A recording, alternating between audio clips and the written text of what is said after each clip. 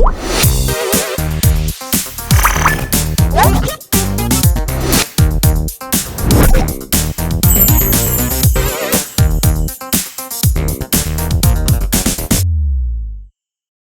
Thyroid PCOD వల్లే కాకుండా infertility అనేది డయాబెటీస్ లో కూడా ఉంటుంది బికాజ్ వాళ్ళకి ఇంటర్కోర్స్ లో ప్రాబ్లం ఉండొచ్చు. ఓకే, డయాబెటీస్ వల్ల పీసీఓడి ఉండొచ్చు. సో దాని వల్ల కూడా మనకి ఇన్ఫర్టిలిటీ అనేది ఉండొచ్చు అనమాట. ఇంకోటి లాస్ ఆఫ్ లిబిడో ఉంటుంది. ఫస్ట్ ఆఫ్ ఆల్ వాళ్ళకి పెర్ఫార్మెన్స్ అనేది కూడా ఒక ప్రాబ్లం అయిపోతుంది మెన్కి. సో ఒబెసిటీ కూడా ఉంటుంది. సో ఒబెసిటీ ఉంటే కూడా లాస్ ఆఫ్ లిబిడో ఉంటుంది. సో ఇవన్నీ ఇన్ఫర్టిలిటీకి డెఫినెట్గా కారణాలు ఉంటాయి అన్నమాట. రైట్. సో ఈ పెల్విక్ ఇన్ఫ్లమేటరీ డిసీజెస్ ఎట్లా? పెల్విక్ ఇన్ఫ్లమేటరీ డిసీజెస్ అంటే మనకి ఇప్పుడు గర్భాశయము, గర్భసంచి ముఖద్వారము, ట్యూబ్స్, అండాశయాలు, ఇంకోటి యోని ప్రాంతం, మనకి ఇవన్నీ ఇన్వాల్వ్ అవుతాయి అన్నమాట. ఇన్వాల్వ్ అయ్యి ఏంటంటే ఇది మనం చాలా కామన్గా చూసేది ఎటువంటి వాళ్ళలో అంటే ఎక్కువ మంది సెక్షువల్ పార్ట్నర్స్ ఉండడం, అన్ఫేత్ఫుల్ సెక్షువల్ పార్ట్నర్స్. లైక్ మనము చూస్తూ ఉంటాము సెక్షువల్ వర్కర్స్లో కానీ, లేకపోతే ఇమ్యూనిటీ తక్కువ ఉన్న వాళ్ళలో, లైక్ డయాబెటీస్ కానీ, లేకపోతే ప్రోటీన్ డెఫిషియన్సీ ఉన్న వాళ్ళలో వాళ్ళకి ఇమ్యూనిటీ తక్కువ ఉంటుంది. సో వాళ్ళు కూడా ఇంకా అనీమియా ఉన్న వాళ్ళలో కూడా చాలా ఈజీగా they are attacked with pelvic inflammatory disease. There are so many organisms which can cause pelvic inflammatory disease, like మన బ్యాక్టీరియా ఉంటాయి మనకి. ఇంకోటి gonorrhoea is the most common organism. Candida అంటే ఫంగల్ ఇన్ఫెక్షన్, తర్వాత మనకి క్లమీడియా, తర్వాత మనకి మైకోబాక్టీరియం హోమినిస్ అంటాము. సో ఇలాంటివి చాలా బ్యాక్టీరియాస్ ఉంటాయి, అవి మనకి పెల్విక్ ఇన్ఫ్లమేటరీ డిసీజ్ని కాజ్ చేస్తాయి. అసలు ఇది కాజ్ ఇన్ఫెక్షనే కదా, ఏమవుతుంది మందులు ఆడితే తగ్గిపోతుంది కదా అని అనుకుంటాం, కానీ కాదు. ఈ ఇన్ఫెక్షన్ ఏంటి అంటే గర్భసంచి యోని, గర్భసంచి ముఖద్వారంలో ఫస్ట్ ఇన్ఫెక్షన్ స్టార్ట్ అవుతుంది. అది ఫస్ట్ వాళ్ళకి ఎలా ఉంటుంది అంటే చిన్న కొంచెం వైట్ డిశ్చార్జ్ అవ్వడం స్టార్ట్ అవుతుంది.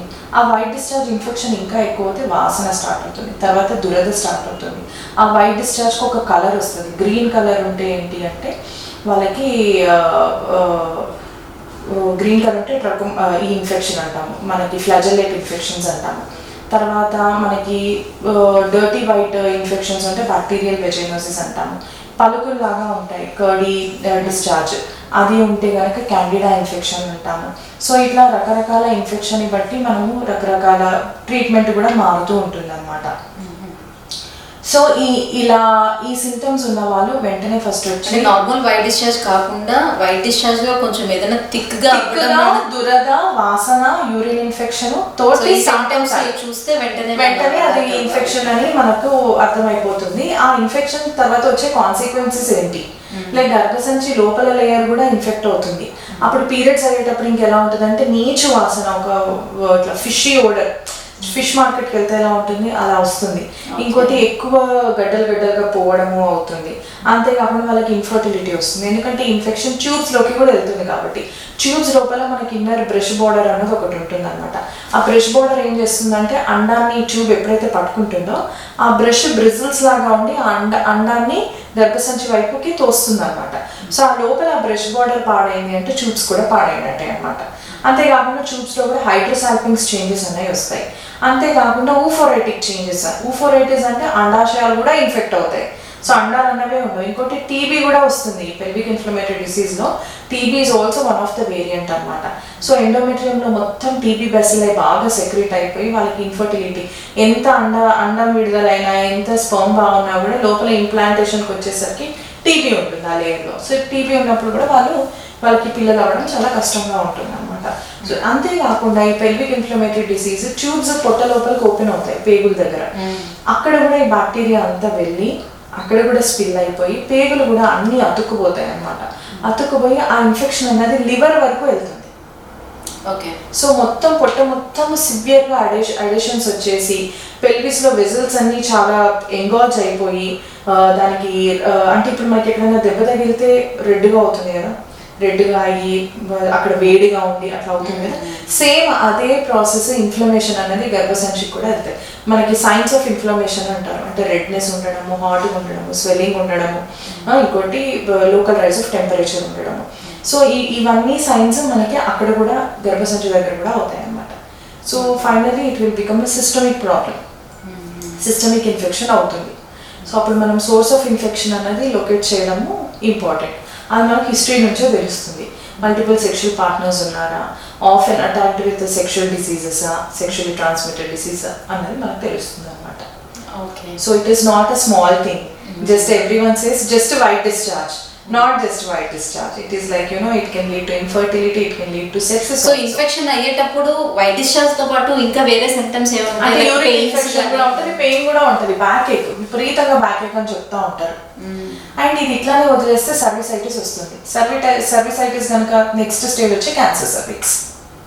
సో మనం దాన్ని ముందే వైట్ డిశ్చార్జ్ అప్పుడే ఇన్ఫెక్షన్ ఉన్నప్పుడే యాంటీబయాటిక్స్ తోటి ట్రీట్ చేసి అక్కడి నుంచి పాప్స్మియర్ అనేది ఒకటి తీసి అది క్రానిక్ సర్విసైటిస్ చేంజెస్ లేకపోతే అక్యూట్ సర్విసైటిస్ చేంజెస్ కనుక ఉంటే క్రయోథెరపీ అనేది ఇచ్చుకోవడం కానీ, లేకపోతే లోకల్గా లెడ్స్ అని ఒక థెరపీ ఉంటుంది, లైక్ ఒక లూప్ లాంటివి పెట్టి మనకు అక్కడ ఎక్కడైతే క్రానిక్ సర్విసైటిస్ చేంజెస్ ఉన్నాయో ఆ పార్ట్ వరకు కట్ చేసి మనం బయోప్సీకి పంపించడము, రూల్ అవుట్ క్యాన్సర్స్ అట్లాంటివన్నీ చేసుకోవడం వల్ల మనం ఏంటంటే ఫర్దర్గా ఈ ప్రాబ్లమ్ని మనం తగ్గించుకోవచ్చు అనమాట. So this will start with white discharge but end with cancer అలా. సో అలాంటి ఇన్ఫెక్షన్స్ అనేది లైక్ హస్బెండ్ నుంచి కూడా వైఫ్ వచ్చేది. Husband is అన్ఫేత్ఫుల్, definitely it can. Okay. So వీళ్ళకి మాత్రమే లేదు, husband you should have one faithful sexual partner. Right. So వాళ్ళకి కూడా ఇన్ఫెక్షన్స్ ఉంటాయి కదా, సో వాళ్ళు కూడా వైట్ డిశ్చార్జ్ ఇన్ఫెక్షన్స్ వస్తే వాళ్ళకి లైక్ స్పర్మ్ వల్ల ఉంటుందా? వాళ్ళ సెక్రెషన్స్ లో కూడా ఇన్ఫెక్షన్ ఉంటుంది. అందులో కూడా పస్సెల్స్ ఒకసారి అనాలిసిస్ కనిపించుకుంటే అందులో కూడా చాలా వరకు పస్సెల్స్ ఉంటాయి. వాళ్ళకి కింద పస్తో కూడిన గడ్డలు ఉంటాయి, ఇంకోటి అల్సర్స్ ఉంటాయి, అట్లా సిఫిలిటిక్ అల్సర్స్ అంటారు అట్లా. సో అలా ఉంటాయి అన్నమాట. సో రెగ్యులర్ గా మరి యూరిన్ ఇన్ఫెక్షన్స్ వస్తూ ఉంటే దేన్ని ఇండికేట్ చేస్తున్నట్టు? ఒకటి మనకి మెన్లో చూసుకుంటే, విమెన్లో కనుక చూసుకుంటే ఫీమేల్ యూరెథ్రా ఇస్ షార్ట్ అనమాట. And it is very near to the anus. మనం మలం పాస్ చేసే రూట్ యానస్ నుంచి మనం యురెథ్రా కనుక చూసుకుంటే చాలా షార్ట్ డిస్టెన్స్. అంతేకాకుండా యురెథ్రా కూడా చాలా చిన్నది. మగవాళ్ళలో అలా కాదు, అంగం అంతా వాళ్ళకి యురెథ్రా ఉంటుందన్నమాట, పెనైల్ యురెథ్రా అంత పెద్దగా ఉంటుంది. సో వాళ్ళకి ఇన్ఫెక్షన్ అన్నది అంత పైకి ట్రావెల్ చేయడం అన్నది రేర్. బట్ ఆడవాళ్ళలో చిన్న డిస్టెన్సే కాబట్టి మనకి యురెథ్రా నుంచి బ్లాడర్లోకి వెళ్ళడం చాలా ఈజీ అనమాట. అంతేకాకుండా మనకి వల్వాలో అంటే యోని ప్రాంతం దగ్గర చాలా గ్లాండ్స్ ఉంటాయి. ఇంకొకటి మన ఇన్ఫెక్షన్స్ వల్ల ఏంటంటే ఆ pH అన్నది కూడా అక్కడ అసిడిక్ బేసిక్ pH అంటాం. సో అది కూడా కొంచెం ఆల్టర్ అయ్యి మనకి లోకల్గా ప్రొటెక్టివ్ డార్డలిన్స్ బాసిల్లై అంటారు. ఆ pH కనుక మారితే ఈ ప్రొటెక్షన్ ఇచ్చే బ్యాక్టీరియా అనేది చచ్చిపోతుంది. ఒక్కసారి ఇది కనుక చచ్చిపోతే మన బాడీలో any infection is easily possible అనమాట. ఇది చచ్చిపోయేది ఎప్పుడు అంటే ఎక్కువ ఎస్టీడీస్ ఉన్నప్పుడు, లేకపోతే బాడీలో ఇమ్యూన్ పవర్ తక్కువ ఉన్నప్పుడు, అలాంటి టైంలోనే ఇది ఆల్టర్ అనేది అవుతుంది అనమాట. సో మరి యూరిన్ ఇన్ఫెక్షన్ ఉండే వాళ్ళకి ఒకవేళ ప్రెగ్నెన్సీ వస్తే అది ఫెయిల్ అవుతుంది అంటారా? ఫెయిల్ అంటే ఇందులో కూడా రెండు ఉన్నాయండి, UTI during pregnancy and asymptomatic bacteria. అంటే యూరిన్లో ఇన్ఫెక్షన్ మనం నార్మల్గా 5 to 6 పసల్స్ నార్మల్ అనుకుంటాం, కానీ ప్రెగ్నెన్సీలో ఇమ్యూనిటీ తగ్గి ఉంటుంది. ఇంకొకటి వాళ్ళకి బేబీ ఎక్కువ పెరగడము అంటే ఆ గ్రోత్ వల్ల అంతా కూడా మనకి కింద కొంచెం యూరినరీ బ్లాడర్ అన్నది ఇట్లా కింక్ అయిపోతుంది అనమాట. ఇది బ్లాడర్ అనుకుంటే దీని వెనుక గర్భసంచి ఉంటుంది. గర్భసంచి పెరుగుతూ ఉన్న కొద్ది ఏమవుతుంది, బ్లాడర్ మీద పడిపోతుంది. బ్లాడర్ మీద పడిపోయినప్పుడు ఆ మూత్రపు సంచి ఇట్లా అయిపోతుంది. ఇలా అయిపోయినప్పుడు యూరిథ్రల్ కింకింగ్, ఇంకొకటి యూరిన్ అనేది ఎక్కువగా ఇందులో రిటెన్షన్ అయిపోతుంది. దానివల్ల బ్యాక్టీరియా ఎక్కువ డివైడ్ అవుతుంది. So pregnant women are more prone for urine infections. ఇలా అయినప్పుడు ఏమవుతుందంటే ఆ బ్యాక్టీరియా కౌంట్ అన్నది మనకి so 10 to the power of 3 కన్నా కనుక ఎక్కువ, 10 to the power of 3 to 5 కన్నా కనుక ఎక్కువ ఉంటే మనం దాన్ని ఏసింటమాటిక్ బ్యాక్టీరియా అంటాం. ఇలా కనుక ఉంటే బాడీలో టాక్సిన్స్ అనేవి ఎక్కువై WBC కౌంట్ అనేది ఎక్కువయ్యి మనకి ప్రీటర్మ్ డెలివరీ అయ్యే ఛాన్స్ చాలా ఎక్కువగా ఉంటుంది. ఓకే. సో బేబీ నెలలు నిండకుండానే తొందరగా పుడతారు.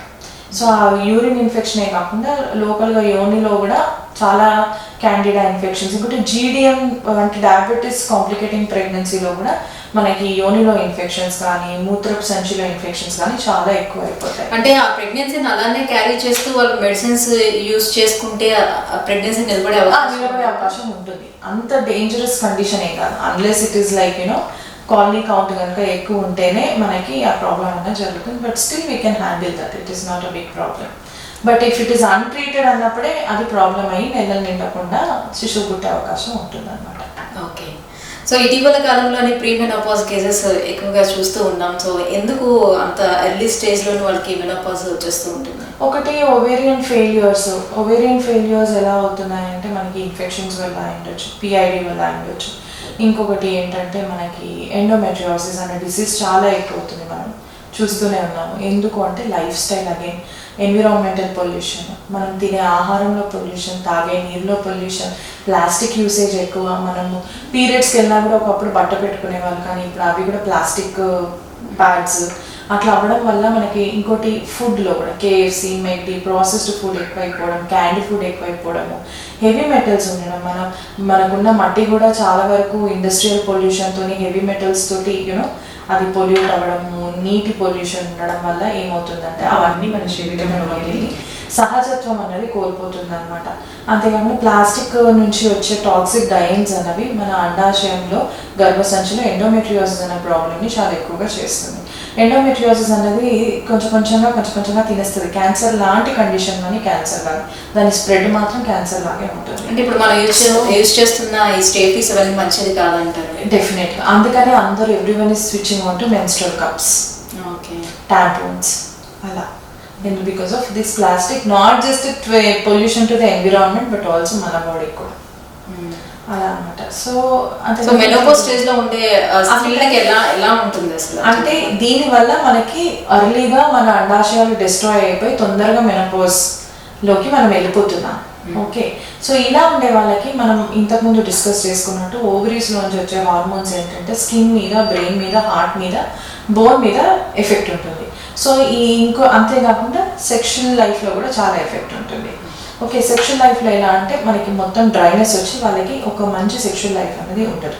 ఇంకొకటి వాళ్ళకి తొందరగా కనుక మెనోపాజల్ చేంజెస్ వస్తే వాళ్ళ ఇప్పుడు ఉండే జనరేషన్లో లేట్ సెటిల్మెంట్కి, తొందరగా ఓవేరియన్ అరెస్ట్కి పిల్లలు అన్నది అవ్వడము తగ్గిపోతుంది. అందుకనే చాలా మందికి డోనార్ ఓమ్స్తోని ప్రెగ్నెన్సీ ఇవ్వడము,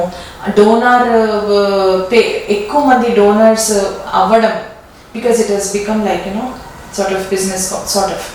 ఓకే, సో అలా అవ్వడము, ఇదంతా అంటే మనకి మొత్తము ప్రపంచంలోనే ఒక sort of disturbance. Okay, so అది జరుగుతుంది. అంతేకాకుండా మనకి కార్డియాక్ డిసీజెస్ కానీ, లేకపోతే బ్రెయిన్ డీజనరేటివ్ డిసీజెస్ కానీ, మనకి బోన్ లాస్ కానీ, ఇలాంటివన్నీ మనకి ఇంకా తొందరగానే చూస్తాం. ఇంకోటి స్కిన్లో కూడా ఏజింగ్ చేంజెస్ అనేవి చాలా తొందరగా చూస్తాం. సో ఇవన్నీ కూడా మనకి మెనోపాజ్ ఎందుకు అర్లీగా అవుతుంది అంటే అంతా మనిషి చేసుకునేది అలా.